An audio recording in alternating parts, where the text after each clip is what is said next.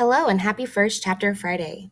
Today I'm going to be sharing chapter 1 of The Mighty Heart of Sunny St. James by Ashley Herring Blake. I'm going to die today. Definitely for a few minutes, and maybe forever. Kate keeps telling me no way, no how is it going to be forever. But she isn't the one who's about to have her most important internal organ switched out like a new swimsuit at the start of summer. I've imagined this moment a lot. I mean, a lot. Day in and day out, while Kate biked back and forth from our house to the bookstore she owns downtown about a million times a day to check on me, I would weave together this very moment in full color.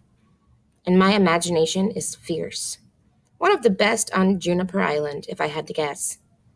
When you've spent most of the past 2 years on your couch watching the sun take across the sky like I have, you've got a bunch of time to work on your thoughts. There's usually a lot of blood involved. Of course there is. It's my heart, after all.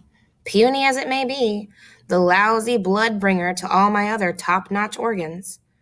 The color is pretty, bright red against my pale skin and the white and steel operating room. Then there are the noises and smells. A lot of people leave out noises and smells when they let their imaginations ramble, but not me.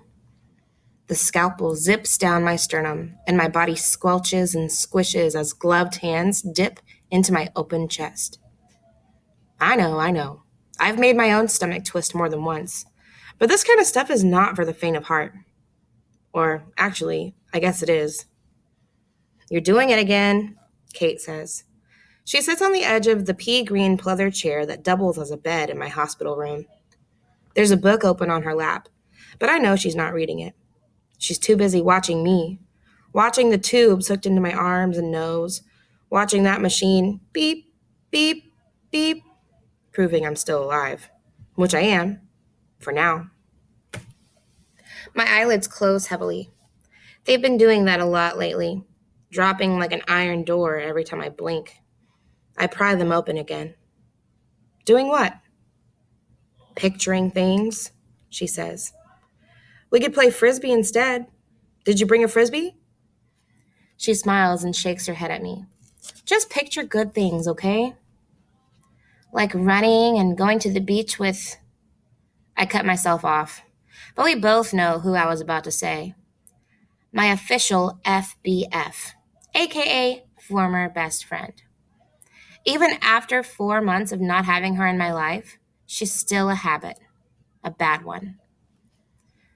Like running and going to the beach this summer.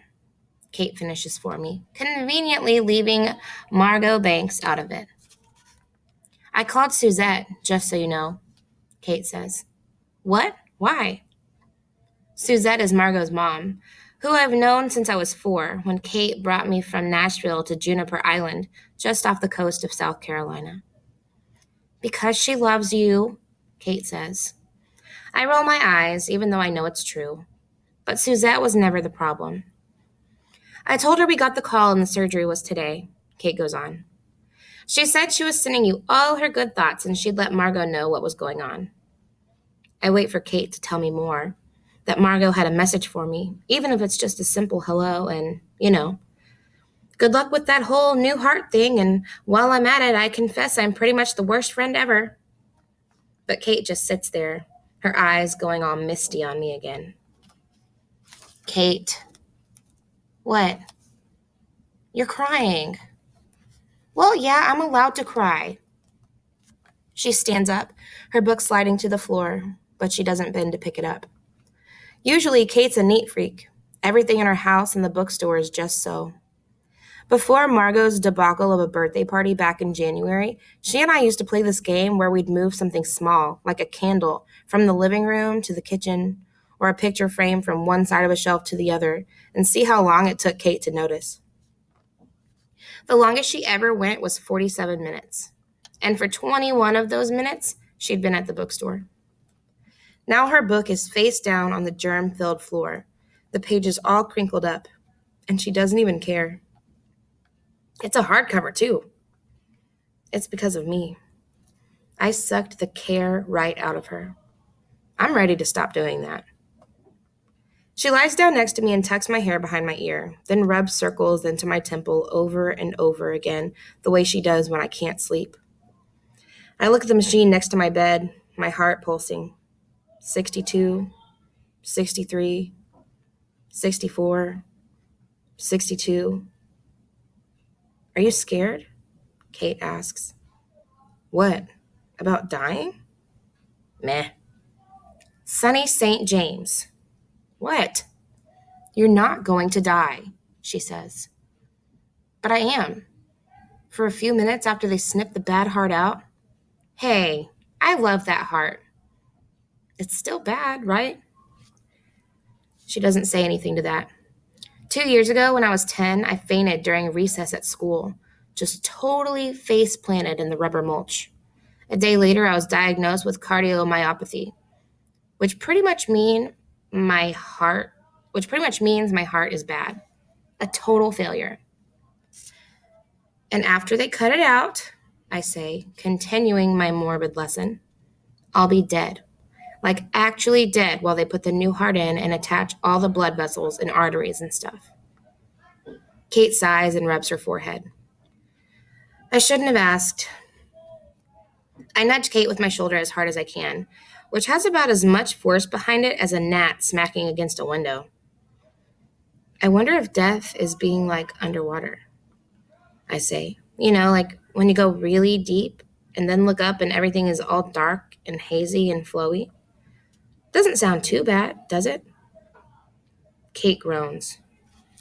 Maybe death is like getting a big hug from the ocean. Sunny! I smile and snuggle against her as much as the tiny bed and all the tubes will let me. The truth is, I'm pretty scared. But I'm excited too. I think you can be both at the same time. I'm tired of being sick.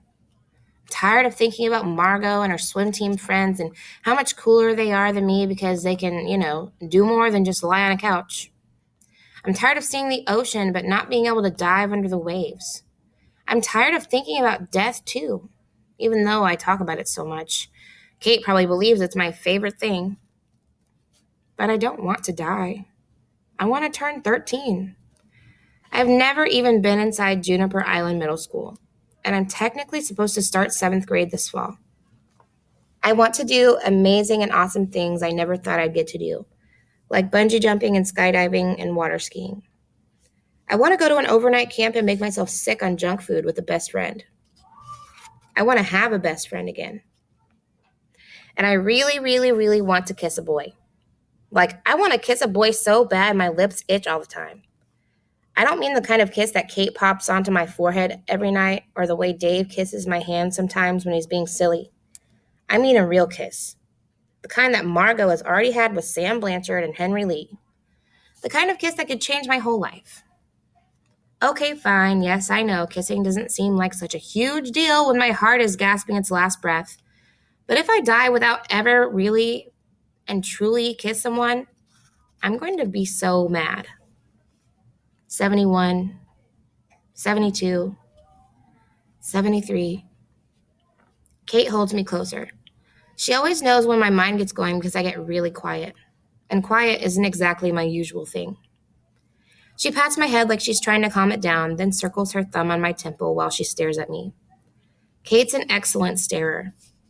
When Margot and I would stay up too late during sleepovers, making all sorts of noise way past midnight, she'd open my door and stare at us. She didn't even have to say anything. We knew she meant business, and we shut up really fast. This is a different kind of stare, though. I'm not in trouble, I know that. But she keeps looking at me like her eyes are thirsty and I'm a cup of cold water. What's wrong? I ask. Which, might be a silly question considering where we are and what's about to happen. But it's more than that. I can tell. For the past few months, Kate's been my number one best friend. We're all each other has, aside from Dave. So I know her pretty well. I also know that wrinkle between her eyebrows means she wants to talk about my mom. You're in love with Dave, aren't you? I say to throw her off her game. Her eyes widen. I try to keep a straight face, but a grin tugs at my mouth. Dave's her best friend from high school and everyone's favorite person ever. He's a musician with muscular arms, curly black hair, and dark brown skin, and true to his artistic nature, wears plaid shirts and black framed glasses 365 days a year. Even I think he's cute, and he's about 1,000,000 years old. It's obvious to everyone but Kate that all the tortured love songs he writes are about her. "Sonny, for goodness sake," she says, but her cheeks are red. "No." "Uh-huh, sure." She takes a deep breath and her smile flattens out again. "Sunshine." My weak little heart kicks up a notch. I tell it to calm down, but like always, it doesn't listen to me. "I don't want to talk about her, okay?" I say. Kate sighs and that wrinkle disappears. Whenever she tries to bring up my mom, which happens every year on my birthday, every major holiday, and the first day of school like clockwork, I can never figure out if she's relieved or sad when I shut her down. Either way, she's always telling me it's okay to have questions, and I'm always telling her I don't have any. I was born in Nashville. My mother's name is Lena, and she was a musician, like Dave. My dad, whose name was Ethan, died in a motorcycle accident right after I was born.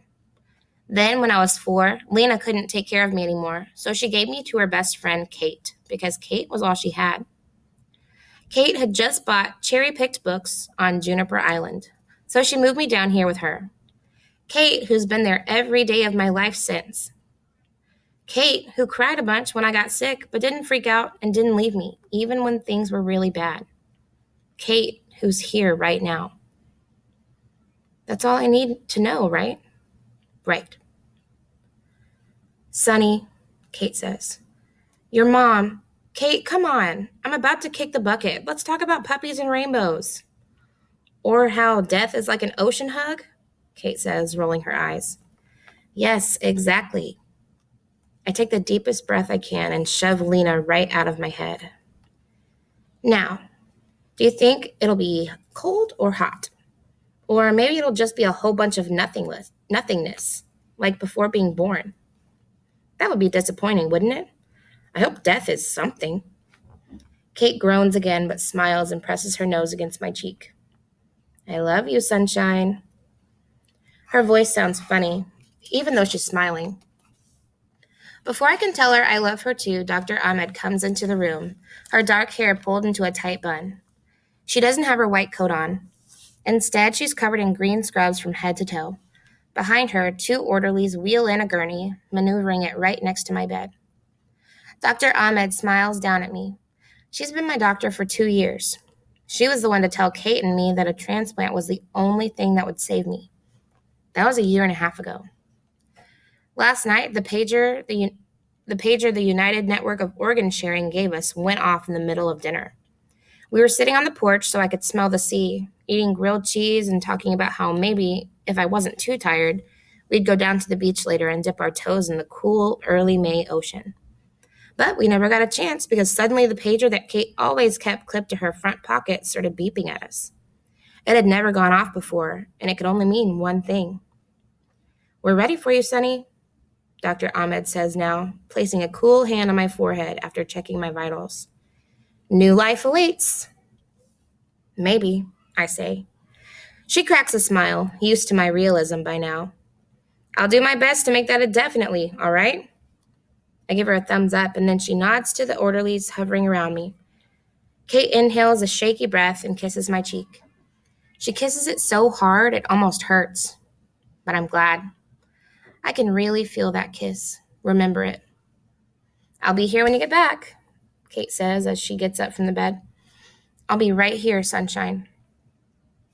Tears are already falling down her face. Her voice is thick, like she's talking around a mouthful of peanut butter.